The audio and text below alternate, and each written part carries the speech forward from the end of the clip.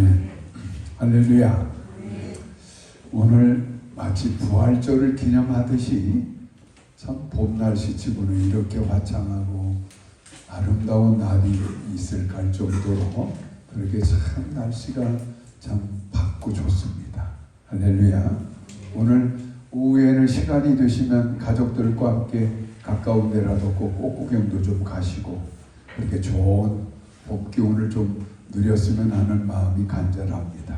그래서 우리 교우들만큼은 어쨌든 가정적으로나 개인적으로 우환에 시달리지 않고 늘 마음이 평안롭고 육신도 건강하고 환경도 어쨌든 복된 길로만 걸어가기를 저는 늘 위해서 기도하고 있는데 여러분의 실제 삶이 그렇게 꼭 누려가시기를 주의 이름으로 기원합니다. 오늘 부활절, 이 부활이 우리에게 주는 것이 어마어마한 거예요. 이 부활절이 남겨준 게 엄청난 거예요. 기독교인들을 많은 종교인들이 말할 때 굉장히 독선적이다. 자기 종교만이 유일한 종교라고 저렇게 말한다. 그래서 다른 종교와는 타협을 하지 않으려고 한다. 오직 기독교를 믿어야만 구원받고 천국 갈 수 있다라고 저렇게 교만을 부리고 고집을 부리고 한다라고 일반 종교인들이 기독교를 비난하는 그런 내용으로 그걸 말합니다. 그런데 그럴 수밖에 없는 게요. 기독교와 일반 종교는 본질적으로 달라요. 그러니까 우리는 어쩔 수 없이 그 사람들을 무시해서가 아니죠. 절대로 일반 종교인들 우리가 무시하거나 함부로 대해서는 안 됩니다. 그들도 따지고 보면 우리가 복음을 전해서 나처럼 예수를 믿고 그분들도 다 하나님 나라에 들어갈 수 있게끔 도와줘야 될 우리의 복음의 대상자들이니까 그들을 우리도 사랑해야 되고 그들 앞에 겸손해야 되겠지만 그러나 이 신앙에 관계되는 것에 관해서는 어떤 경우에도 양보할 수가 없는 거예요. 여러분 불교의 부처님의 사리가 전 세계 유명 사찰마다 남아 있어요. 그리고 저 인도에 가면 부처님의 묘지가 잘 꾸며져 있어요. 그래서 사람들은 언제나 그 묘지 앞에 가서 제사를 지내고 그렇게 자신들의 소원을 빌기도 하고 그럽니다. 그리고 부처님의 사리가 있는 그 절은 유명한 절이 되어가지고 매년 수많은 사람들이 그 부처님의 사리 앞에 절을 하려고 찾아가고 그러죠. 이게 부처님도 죽었어요. 나이가 먹어 죽었어요. 자연사한 거예요. 그래서 그분의 시신이 그대로 지금 남겨져 있는 거예요. 우리가 잘 아는 공자님도 마찬가지예요. 중국에 가면 공자님의 묘지가 어마어마하게 크게 잘 꾸려져 있어가지고 매년 공자님의 축생 탄생일이나 그분의 돌아가신 날에는 어마어마한 이 유교 사람들이 그 공자님 묘지에 가가지고 정성을 다해서 제사를 지내고 공자님 앞에 절을 하는 걸 볼 수가 있죠. 또 지금 이슬람교라고 하는 이 종교를 만들었던 마호메트라는 사람의 그 묘지는 사우디아라비아에 있어요. 그래서 엄청나게 꾸며져 있어요. 그 매년이면 전 세계에 있는 이슬람교 교인들이 그 마호메트의 묘지를 가보는 게 그들의 평생의 소원이라고 그러잖아요. 그래서 매년 그 마호메트의 그 생일날이 되면 축제일이 되면 세계에서 1000만 2000만 명이 그 작은 사우디아라비아에 모여가지고 그 묘지를 빙빙빙 돌면서 자기들의 소원을 빌고 있습니다. 그러니까 모든 종교의 교주는 다 죽었어요.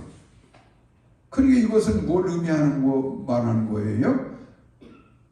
아무리 종교를 만들어 놨다 할지라도 그들은 우리 인간과 똑같은 그냥 사람이란 뜻이에요.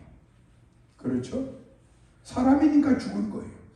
사람이니까 한 번 죽는 것은 정하신 것이요 그 후에는 반드시 심판이 임하게 되는 거예요. 육체를 가진 인간이니까 그렇게 죽는 거예요. 그런데 우리 예수님은 하나님의 뜻에 따라서 그 고통스러운 죽음을 당하셨어요. 마음의 터나 공자님이나 또 부처님처럼 자연사한 게 아니에요.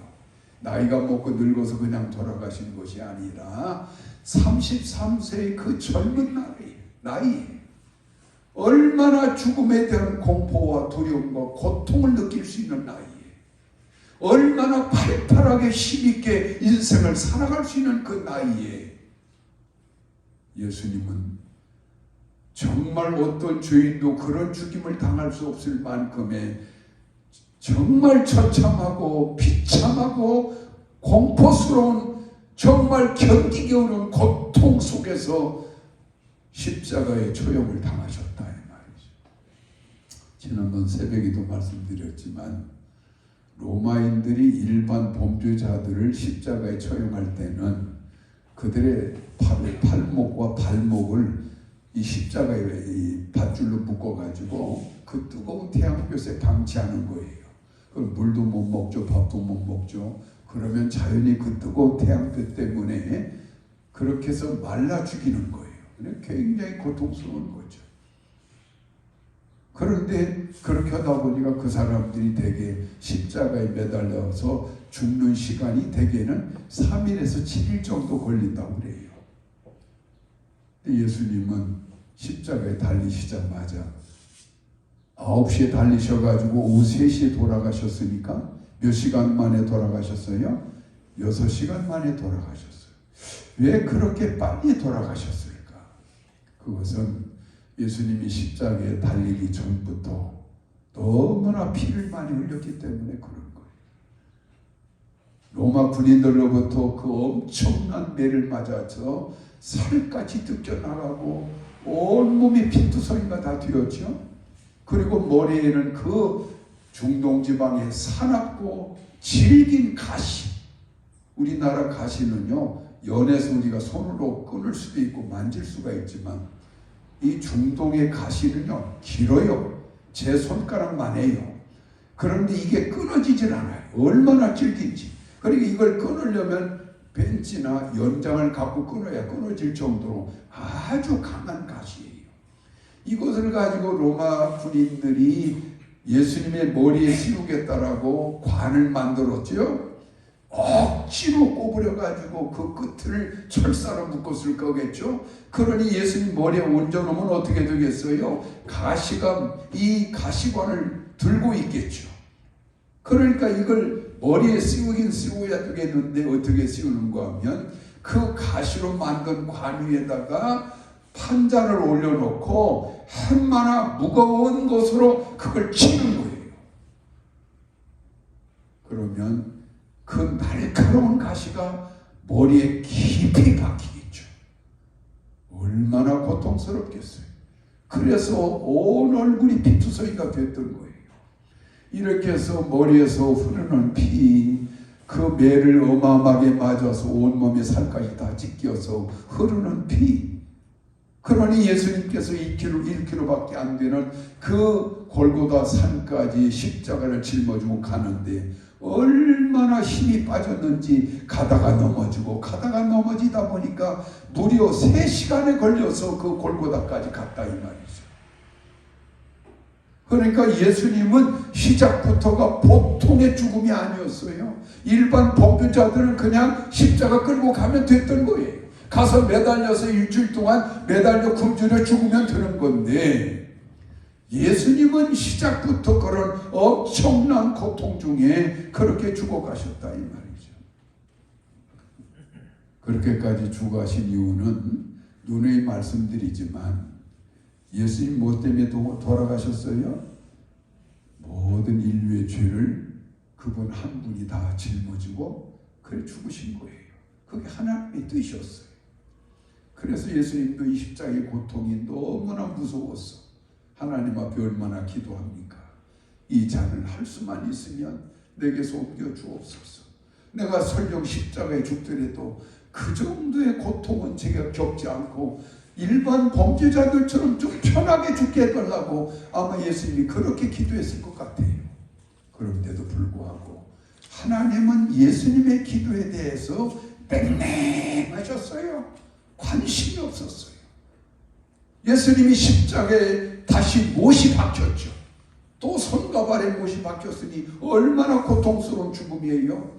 그래서 예수님 마지막 죽기 전에 뭐라고 하늘 향해서 외쳤는가 하면 엘리 엘리 라마 사박다니 하고 마지막 외쳤어요. 무슨 뜻이에요? 아버지 아버지 어찌하여 나를 이렇게까지 버리시나니까. 나는 당신의 아들인데 이렇게까지 나를 죽이는 이유가 무엇입니까?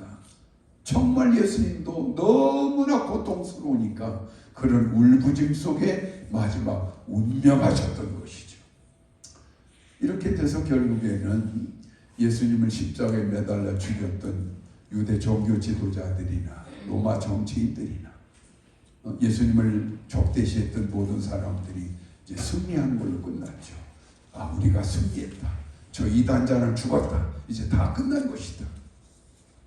그렇게 끝났더라면 오늘의 기독교도 없을 것이고 우리가 예수님을 찾지도 않을 것이고 그걸로 끝났을 거예요. 어느 시대에 이상한 선지자 하나가 나타났는데 그 당시에 종교계와 갈등이 일어나가지고 결국에는 정치적 의뢰에서 모략에 의해서 누구 하나가 죽었다. 그럼 끝났을 거예요. 그런데 하나님께서 예수님을 말씀하셨던 대로 3일 만에 다시 살려내셨어요. 부활을 시켰어요. 이 부활을 막달라 마리아를 비롯한 여러 명의 그 여성들, 오늘 새벽에 말씀 들었던 갈릴리에서 예루살렘까지 예수님을 따라왔던 여인들, 남자 제자들은 예수님이 잡히게 되니까 자신들도 유해를 당할까봐 다 뿔뿔이 예수님을 버려두고 도망을 쳐버렸지만 이 갈릴리에서부터 예수님을 따라온 여인들은 끝까지 예수님의 십자가를 짊어지고 가는 길을 끝까지 지켰고 마지막 죽음의 자리까지도 그 여인들은 예수님을 지키고 있었던 사람들이 안식일 다음 날 오늘 이 주일 새벽에 예수님의 시신에 향유라도 부어드릴 요량으로 그 여성들이 향유를 들고 예수님의 묘지를 찾아갔는데 그만 그 묘지가 비어있더라 이 말이에요. 그 묘지를 지키고 있던 로마 병사들도 어디로 다 도망을 쳐버렸더라 이 말이죠. 그때 천사가 나타납니다. 여인들아 누구를 찾느냐? 우리 예수님을 찾습니다. 특히 막달라 마리아 같은 경우에는 울면서 예수님을 찾아주세요 막 그렇게 말한다 이 말이죠. 그때 천사가 말하죠. 예수님께서 너희들이 갈릴리에 있을 때 내가 죽었다가 3일 만에 다시 살아날 것이다 라고 하는 말씀을 하지 않았더냐? 기억나느냐? 예수님께서 말씀하신 대로 부활하셨느니라. 그런즉 제자들에게 가서 얼른 말해주고 예수님이 갈릴리로 가 계실 거니까 얼른 갈릴리로 가라고 해라. 이래서 결국 예수님이 부활하시게 된 것이죠. 그래서 이 부활로 인해서 뭐가 증명이 됐는가 하면 예수님은 정말 당신의 말씀대로 그분은 하나님의 아들이 맞구나. 이제 제자들과 예수님을 따랐던 성도들이 비로소 그걸 믿게 된 거예요. 예수님 평소에 뭐라고 하셨어요? 나는 하나님의 아들이다. 나는 하나님께로부터 온 자다. 이것 때문에 유대 종교 지도자들이 예수를 죽인 거 아닙니까? 어떻게 신의 아들이 할 수 있느냐? 그래 죽었어요. 그런데 살아나셨어요. 그러니까 결국에는 제자들과 모든 성도들이 예수님은 정말 하나님의 아들이 맞구나라는 걸 이제 믿게 된 거예요. 또 하나, 그러면 예수님의 그 말씀의 진실이라고 하는 것을 이 부활을 통해서 증명해 주셨는데 오늘 로마서 1장 4절에서 뭐라고 했습니까? 우리 한번 읽어볼까요? 로마서 1장 4절 시작. 성결의 영으로는 죽은 자들 가운데서 부활하사 능력으로 하나님의 아들로 선포되셨으니 곧 우리 주 예수 그리스도시니라. 만약에 예수님이 부활하지 않았더라면 이 모든 건 다 끝났을 것이겠지만 결국 예수님의 말씀대로 하나님께서 죽으셨던 예수님을 부활시켜 주심으로 부활하신 예수님을 바라보는 모든 사람들이 이제 드디어 참 믿음을 갖게 된 거예요. 정말 예수님은 하나님이 맞구나. 자, 그렇다면 이런 하나님의 아들로서 예수님이 돌아가시기 전까지 제자들과 성도들에게 가르쳤던 내용들이 뭡니까? 여러 가지 말씀을 했어요. 내가 너희 죄를 짊어지고 십자가에 죽을 것이다. 그런즉 나를 믿는 자들은 죄에서 사함을 받게 될 것이다. 여러분 예수 믿으셨죠? 부활하신 예수 믿으셨죠? 그렇다면 여러분을 지금까지 둘러싸고 있던 모든 죄악들은 여러분에게서 떠나가 있음을 믿으시길 바랍니다. 사람들의 불행이 어디서부터 시작되는가 하면 죄책감으로부터 시작이 되는 거예요.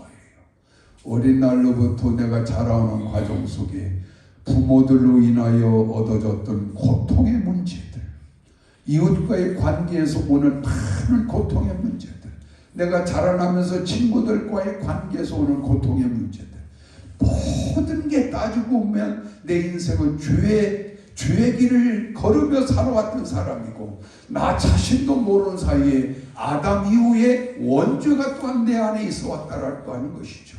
그래서 나는 근본적으로 죄를 갖고 살아가는 사람이다 보니까 누가 나를 사랑했고 누가 나를 좋아했는가 하면 죄를 좋아하는 마귀 사탄이라는 놈이 여러분을 좋아하는 거예요.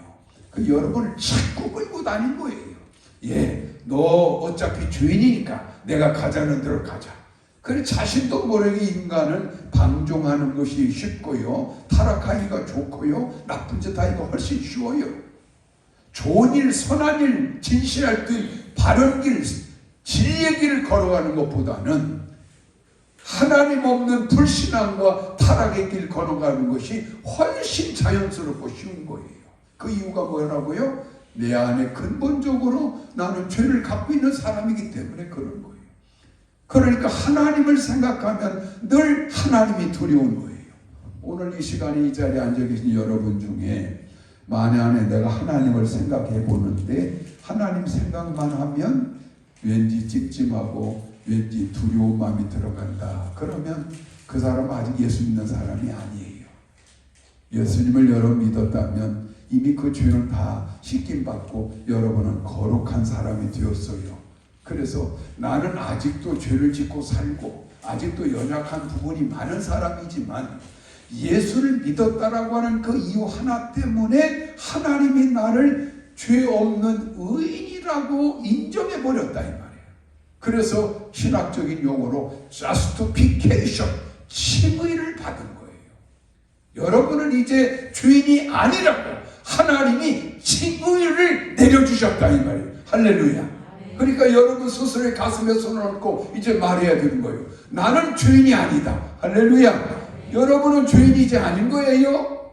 하나님이 여러분을 의인이라고 인정해버렸다 이 말이에요. 왜? 예수님을 믿었으니까. 왜? 예수 믿는 것이 뭔데? 예수가 여러분의 죄를 짊어지고 죽었으니까 그 예수를 믿었다는 이유로 우리는 의로운 자라고 인정을 받았다 이 말이죠.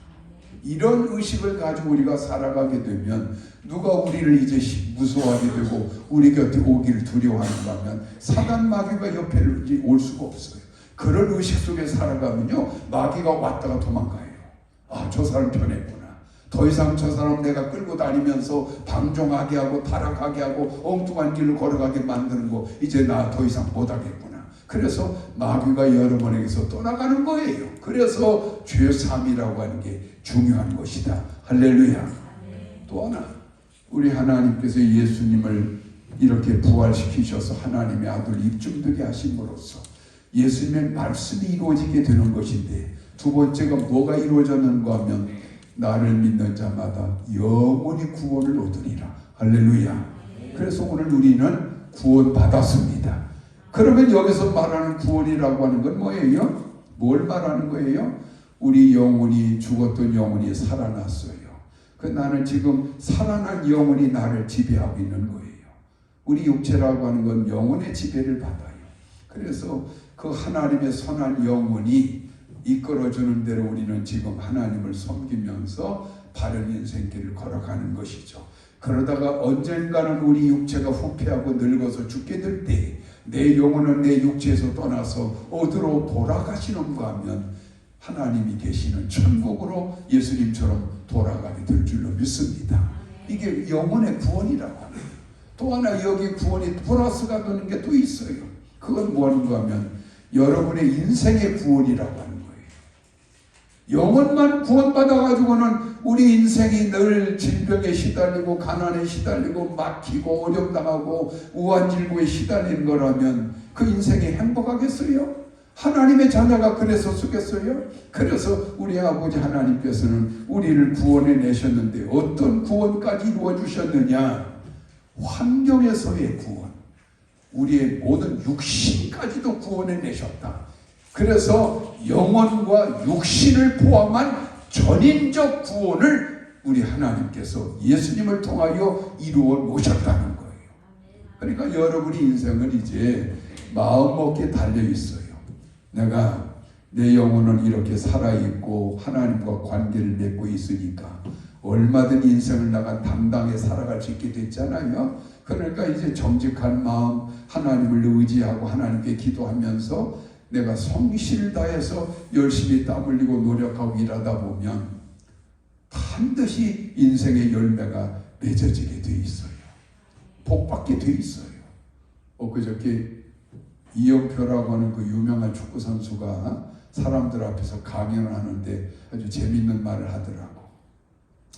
30번을 연습했으면 그걸로 끝났다 하지 말고 31번을 더 연습하고 31번을 더 연습했으면 그걸로 끝났다 하지 말고 또 한 번 37번까지 60번까지 또 연습을 해라.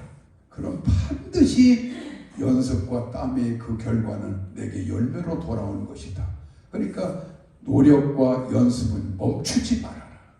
예수 믿는 사람들은요, 노력하는데 참 수월하게 돼 있어요.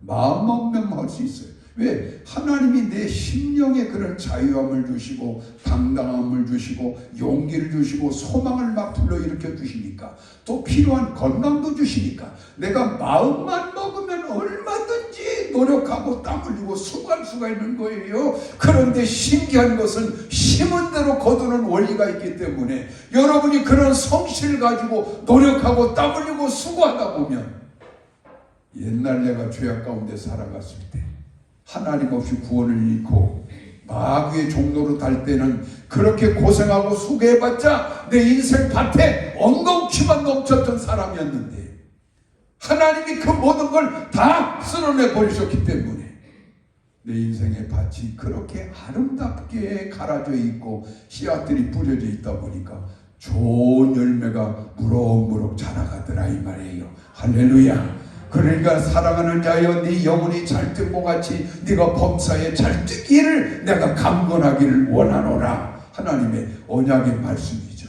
우리 영혼이 그렇게 구원받고 잘 되었으면 우리의 육신도 잘 되고 환경도 복되어져 가는 것은 당연한 이치인 것을 믿으시길 바랍니다. 그래서 전인적 구원을 우리가 예수님의 부활을 통해서 받았다라고 하는 걸 확정할 수 있게 된 거라 이 말이죠. 그 다음에 마지막 더 중요한 게 있어요. 그게 뭔가 하면 하나님과 나 사이의 관계가 참 좋아졌다는 거예요. 어느 정도로 좋아졌느냐?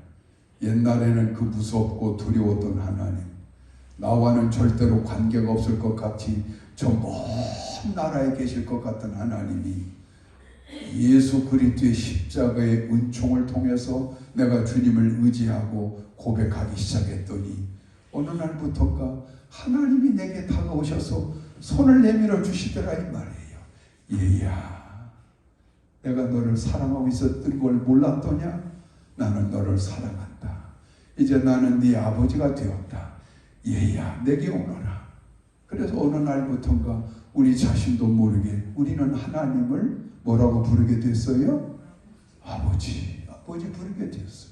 로마서 8장 14절에서는 이제는 악한 두려움의 영을 받지 아니하였고 하나님의 양자의 영을 받았으므로 우리가 하나님을 아빠, 아버지라 부르지게 됐느니라. 할렐루야. 저는 한 번씩 마음이 좀 답답할 때는 나이 먹은 목사지만 하나님을 향해서 이렇게 큰 소리 부를 때가 있어요. 아무도 없을 때, 교인들 다 기도 끝나고 갔을 때, 나 혼자인 게 확실할 때, 뒤돌아봤을 때 아무도 없을 때는 아빠! 나이 먹은 사람이 아빠 하면 얼마나 어색하겠어. 그러니까 하나님이 그 심정을 아시겠죠. 얼마나 이 녀석이 나를 부르고 싶으면 아빠 저를, 그런 마음을 하나님께서 아시게 될 때 반드시 응답해 주시더라 이 말이죠. 정말 우리 교인들의 어떤 절망적인 상황, 여러 가지 문제가 있어가지고 정말 기도하지 않을 수 없는 상황이 됐을 때는 저는 그렇게라도 기도해요. 왜? 하나님 마음을 움직여야 그 문제 해결될 것 같으니까. 그러니까 어떤 때는 아빠라고 부르짖며 기도할 때가 있다 이 말이죠. 어디 한번 해봅시다. 하나님 아빠 한번 해봅시다. 시작. 하나님 아빠. 올려야지 끝을. 하나님 아빠 올려야지. 시작. 하나님 아빠. 끝을 올려야 이쁘게 들리지. 하나님 아빠 이렇게 부르라 이 말이죠. 그만큼 이제 우리 아버지 하나님과 우리 사이 관계가 좋아진 것은 예수께서 당신이 피 흘려 죽으신 십자가를 하나님과 나 사이 갈라졌던 그 계곡에다가 십자가 다리를 놔준 거예요. 그래서 우리는 십자가를 밟고서 하나님께 나아갈 길이 열린 거예요. 그래서 요한복음 14장 6절에 말하겠습니까? 내가 곧 길이요 진리요 생명이니 나로 말미암지 않고는 아버지께 올 자가 없으리라. 그런즉 나를 믿는 자들은 얼마든지 아버지 하나님께 올 길이 열렸다 이 말이죠. 여러분, 우리가 하나님 아버지가 내 아버지가 되어주시면 이제 여러분의 운명은 바뀔 수밖에 없어요. 내 인생의 원나무가 하나님이 되어주신 거예요. 이 내 원나무에 내가 가지처럼 붙어있는 거 아니겠습니까? 그런데 원나무가 나쁜 나무, 나쁜 남편, 나쁜 아내, 사기치는 사람, 또 우리를 괴롭게 하는 사단 마귀가 우리의 원나무가 되어져 있다면 우리는 그것들에게 한이 붙어서 뭔가를 좀 얻어먹고 좀 내 인생 가지를 키워보고 싶어도요, 결국 그 가지에 좋은 열매가 맺힐 수가 없어요. 절대로 안 되는 거예요. 그래 로마서 9장에 보면 하나님께서 감남, 이 똘감나무와 같은 우리들을 부르사 원감남나무에 접붙임하심으로 참 감남나무의 열매가 맺게 해 주셨느니라. 그러니까 가지에 지나지 않는 우리 인생이 이 좋은 원나무이신 하나님께 붙어있게 되었으니 여러분의 운명이 바뀔 수밖에 없는 것이고 여러분의 팔자가 바뀌지 않을 수가 없는 것이다. 할렐루야. 제가 잘 아는 장로님 한 분이 저 예수병원 장례식장이 어마어마하게 크지요. 그리고 또 예수병원에 그 주차장이 뭐 1, 2, 3막 크게 있어요. 그걸 다 그분이 대표로 있어요. 그걸 다 자기 거예요. 그걸 관리하고 예수병원에다가 월세만 내는데 이분이 어마어마한 수입을 갖습니다. 제가 잘 아는 장로님이에요. 옛날 제가 노예 선교부장을 할 때 그분이 회계를 맡았어요. 자주 만나서 식사도 하고 대화도 많이 하는데 그 장로님이 늘 저한테 간증하는 게 한 가지 있었어요. 목사님, 저는 참 제 팔자가요, 우리 하나님 만나서 이렇게 바뀌었어요. 만약에 내가 하나님 만나지 못했더라면 제 팔자는 지금 어떻게 됐을까 생각만 하면 눈앞이 깜깜하는 거예요. 그분이 30대 후반까지 술이나 좋아하고 친구들과 어울려 돌아다니고 방탕의 삶을 살았어요. 뭐 별 볼 일 없는 태권도 도장을 운영하면서 친구들 좋아해가지고 술 친구들하고 어울려가지고 돈도 못 벌고 환경도 어려운 상황에서 애들은 굶어 죽어가는데 그렇게 어렵게 인생을 살고 방탕의 길 걸어갔다는 거예요. 그런데 아들놈 하나가 중학교에 막 들어갈 때쯤 되니까 아빠로서 내가 이렇게 살아서는 안 되겠구나. 우리 아이에게 아버지의 좀 좋은 모습을 보여줘야 하지 않을까. 그래서 내가 종교에 귀의를 하는 게 좋겠다. 고민해가지고 절에도 가보고 뭐 이것저것 다른 종교도 가보는데 예배당에 가니까 그렇게 마음이 편하고 좋더라는 거예요. 아, 그럼 나는 예수를 믿어야 되는 거구나.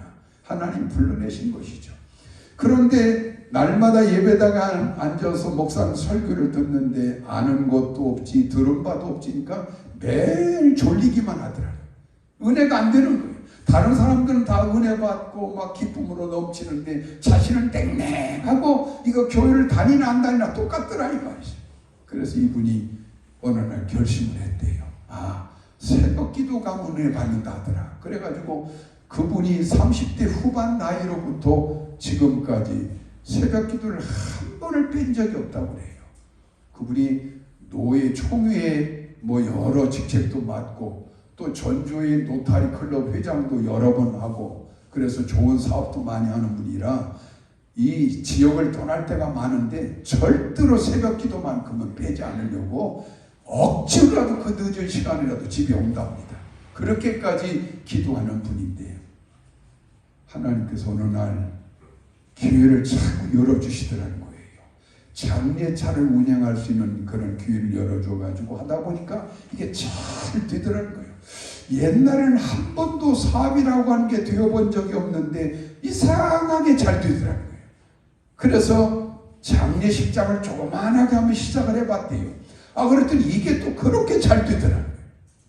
그래서 다행히 예수를 믿는 장로님이다 보니까 예수 병원에서 장로님 우리 병원에 장례식장을 좀 책임 맡아서 해주시면 어떻겠습니까? 해가지고 그 장례식장에 지금 보증금 얼마를 내고 25인 거 보증을 내고 월세를 얼마를 내고 하는데 이번 수입이 어마어마합니다.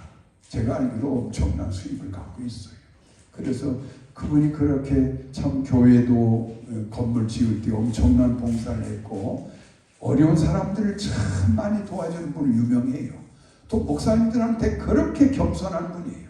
저 그 목사님 이 장로님한테 정말 대접을 참 많이 받았습니다. 그래 그 장로님이 하는 말이 그거죠.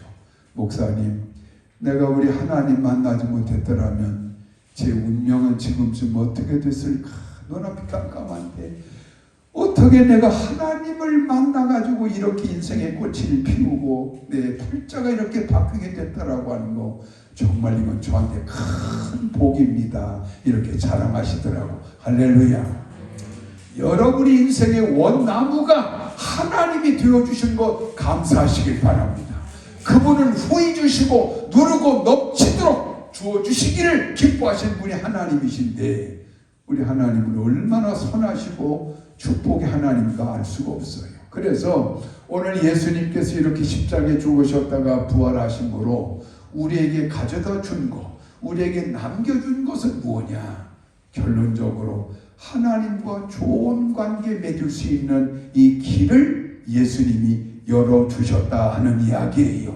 그러니까 어떤 경우도 여러분 하나님 원나무신 그 하나님께 떨어져 나가지 않으시길 바랍니다.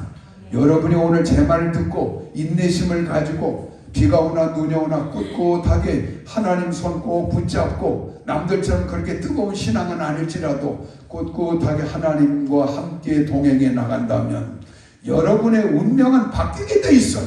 여러분의 삶은 복되게 돼 있어요. 여러분의 기적 같은 인생이 달라지게 돼 있음을 꼭 믿으시길 바랍니다. 부활은 그것을 우리에게 선물로 남겨준 겁니다. 할렐루야. 우리 기도하겠습니다. 우리 잠깐 소리내어서 기도하시길 바랍니다. 잠깐 통성으로 우리 기도하겠습니다. 주여 감사합니다. 부족한 저희들 이렇게 불러내 주시고 성령을 통해서 부활하신 예수님을 만나게 해주시고 이제는 하나님 아버지와의 좋은 관계 속에 죄사함 받으며 온전한 구원 속에서 살아가도록 이 은혜를 주셨음을 감사를 드립니다. 아버지, 사랑하는 자녀들 어떤 경우에도 주님을 멀리하지 않고 우리 주님 손 꼭 붙잡고 믿음을 지켜 하나님과 온전히 인내를 가지고 함께 살아나갈 때 저들의 운명이 바뀌고 저들의 삶이 달라지는 그런 놀라운 축복의 길만을 걸어가는 우리 성도들 되게 하여 주시옵소서. 예수님 이름으로 감사기도 하옵나이다. 아멘.